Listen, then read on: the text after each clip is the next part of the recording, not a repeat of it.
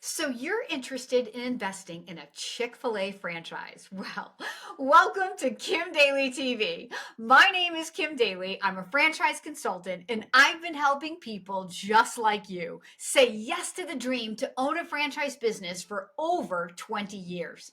I'm going to align your background, interest, skills, finances, and life goals to some of the best franchise opportunities out there today. So if you do get inspired to begin your journey and you would like one of America's top franchise consultants, Kim Daly, to help you find the perfect franchise, I want you to stay tuned to the end of the video and I will share how I could be your franchise consultant. So in this video, I want to talk to those people who think they want to own a Chick-fil-A. And let's be real, all of us think we want to own a Chick-fil-A for a moment or so, correct? Because we pull up to Chick-fil-A, we see the line of people that always seems to exist. If you have teenagers like Kim Daly, you know how much money you spend at Chick-fil-A and you think, yeah, I might as well own one. I am not here to put down Chick-fil-A or any food franchise, so don't take this video as that. But I do think there are easier, faster, better ways to make money than in food-based franchises. I think that most of the time people think about food as a franchise, it's because that's what they think franchising is. And in fact, that's why I have a business to help people understand what their options are beyond food and retail. Now, if you say to me, Kim Daly, I really want to own food. I hear you, but I want to own food. I got lots of food that I can bring to you. But most of the time, especially those people who've owned restaurants before, the minute we start talking about the other ideas, they drop the idea of food so quickly, it makes your head spin. Here are some of the reasons that food-based businesses are not at the top of my list for you or really for any investor. The number one reason being the long hours and number of days that food establishments are open. If you have quality of life goals, if you have a family that you desire to see, food-based business can be very challenging, especially in the beginning.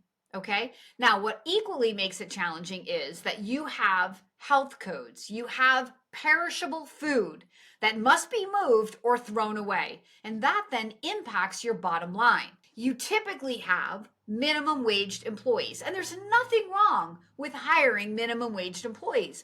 But the number of minimum waged employees that a restaurant typically needs, it's a lot. And that can become a staffing nightmare. The challenges in food just seem to keep adding up.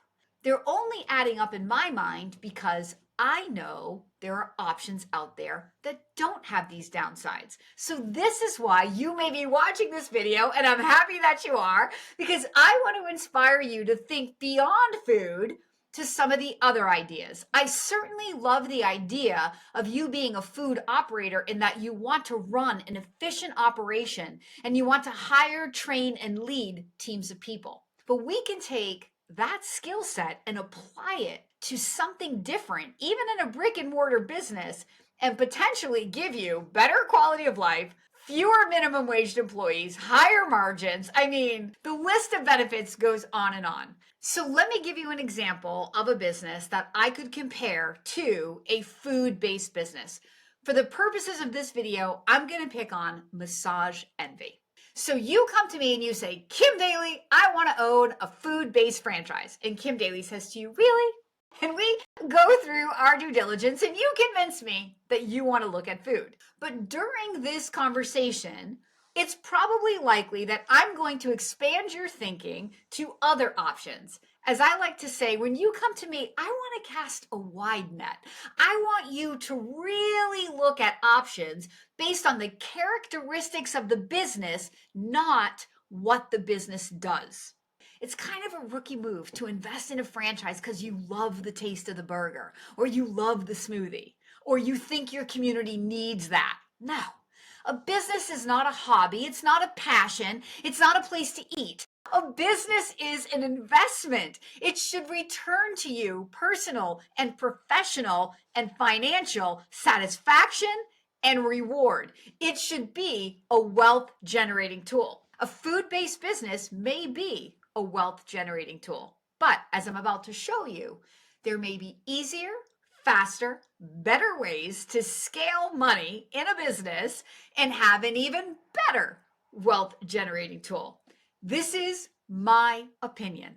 I'm not here to be the judge and jury of your life. I'm here to challenge you. I'm here to stretch the conversation. I'm here to help you see opportunity. But ultimately, you get to decide what is best for you. Comparing food to massage envy. So in a massage envy, we have the same kind of brick and mortar setup. Owners are generally running an operation and then hiring, training, and leading teams of people. Now, in a massage envy, we don't really have minimum wage staff. What do we have? Massage therapists. What's great about a massage therapist? Well, they went to school to be a therapist, so they have a passion for their trade. When we talk about hiring and training and people showing up from work, the daily grind of running a business that can really become a grind, staffing is typically one of those things. Getting people to show up for their shift, making sure they're treating the customers well. So in this massage envy example, you have a passionate, career-minded therapist directly interacting with your customers. Doesn't that right now? Doesn't that one thing alone make this a little more interesting of a conversation than food? Maybe, maybe not. Let's continue. So massage envy is not going to operate all hours of the day and night. I don't really know what their hours are, but let's say they open at 9 in the morning and let's say they close at 9 at night. And let's say they are open 7 days a week. So there's still a lot of hours to control, but not as many hours as food. In a service-based business without a cost of goods sold, the margin could potentially be higher. You don't have perishable waste, therefore you're not throwing money out the door. When you have a service, yes, you have to pay your therapist, and one could say that's the cost of goods sold. The margin on that is typically going to be higher than in a food-based business. And without the throwaway of perishable product, it also increases the profitability of the business. So we've talked about the people you get to hire, the potentially higher margin because you don't have perishable waste or cost of goods sold. But one of the biggest reasons that I would love Massage Envy to be in your mix is because Massage Envy operates with a membership model. Now, hear me out. So when you open said business, let's say that it is a Chick-Fil-A, well, you can't start serving chicken sandwiches until you have a fully operational kitchen. Over here in Massage Envy, you can start selling membership for massage during the construction of your store. So many of these franchisors that operate in brick and mortar with a membership, they have amazing pre-grand opening membership drives that sometimes get their owners to cash flow even before you're even open on day one. If you're a business owner and you have a lot of money going out the door every day because you have all of these fixed expenses, which scenario sounds better? Waiting until you can open your door and generating traffic and having to feed money into that business for months and months and months until it will cash flow positively, or opening your doors with membership, with revenue that could potentially equal your monthly break-even costs. Have I set it up? Have I made a case? Now, you may still be like, Kim, I'm a foodie. I want to own food. More power to you. All I'm saying is if we enter into this conversation together because you want Kim Daly to help you learn about all of your options before you pigeonhole yourself into Chick-fil-A or any specific brand, I want the opportunity to stretch your thinking, to challenge you, to think outside of what you think you know, because I've done this for over 20 years and I might know a thing or two that could help you invest in a business that has nothing to do with food, but in fact brings you to the goals that you have personally, professionally, and financially in a shorter amount of time, making more money, having more free time, and just enjoying the ride all the way from start to finish. And that really is the goal, right? A business should be fun. This is a personal, professional, and growth journey that leads to a financial outcome. Again, you could do it through food. I just want the opportunity to help you consider other ideas. Now, the last thing that I'm going to say about my beautiful friends at Chick-fil-A, because it really is the epitome of an American brand and a successful franchise story. We all know the name Chick-fil-A, and we know what Chick-fil-A stands for when we're not even standing in a Chick-fil-A store.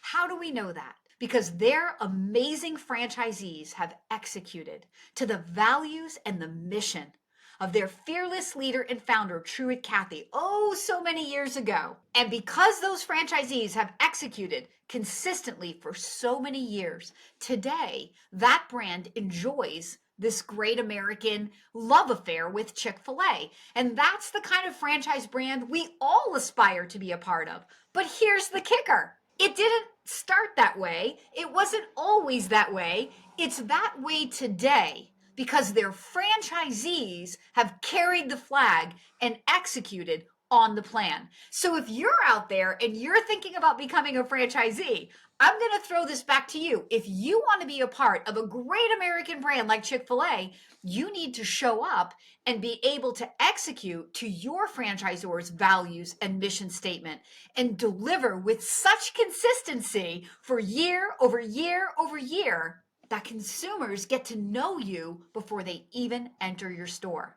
You have as much responsibility in building that great American franchise brand Chick-fil-A as that parent organization at Chick-fil-A does. So just bear that in mind. But the last thing I want to say about a Chick-fil-A investment is you don't really get to own it. It's not a business like the ones that I would lead you to. So what I mean by that is the Chick-fil-A Corporation owns the real estate. And this is a 50-50 relationship. So what they're really doing is giving you the full-time managerial role to own a restaurant. So they have the build-out costs. You come in with the sweat equity. The two of you do this together and you share in the profits 50-50. But that business isn't yours to sell at the end of the rainbow. So let's say that you invest in a senior care business, okay? And let's say over the course of 5 to 10 years, you build your senior care business to where it is grossing $3 million on your top line and taking home to you $600,000. Now you hire a business broker who helps you figure out what you really have to sell here. And the business broker says, based on what you've created, based on the goodwill in the marketplace, based on the economy at the time of the sale, and based on where your franchise is in its own growth, we believe we could get a 4 multiple of your $600,000. So he's going to list your business for $2.4 million. And he's going to go out and endeavor to find a buyer who's going to pay you $2.4 million. Now, let's say that the buyer comes in and wants to negotiate a little and you settle at $2 million.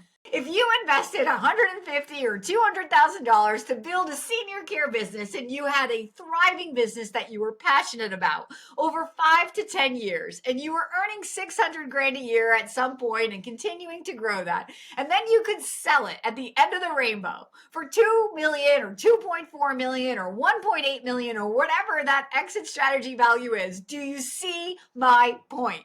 When you invest in Chick-fil-A, you're leaving that ROI off the table. So my question to you is, knowing this, why would you ever waste your time investing in Chick-fil-A? So if I have convinced you that there's more to franchising than Chick-fil-A, well, I want to be your franchise consultant because I want to help match the perfect opportunity to you. So please follow the description in the link right now. I can't wait to meet you.